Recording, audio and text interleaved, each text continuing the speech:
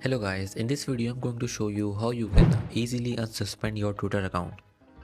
So when your account is suspended, you will not be able to see any Twitter feed or you will not be able to do anything.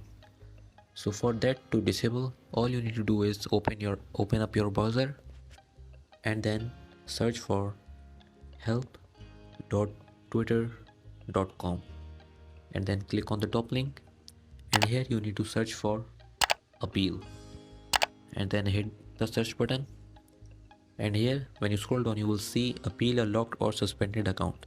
You need to click on it. As you can see that it is saying that I am not logged in with a Twitter account that is suspended or locked. And the next you need to do is click on logout, and this will take you to log out any account and will take you to login page where you can enter your details of the suspended account, and then you will have to submit a form. So this method will hopefully work for you. It's totally based on the reason why your account was suspended. I hope you found this video useful. Please hit the like button and subscribe to our channel for more tutorials like this, and I will see you in the next one.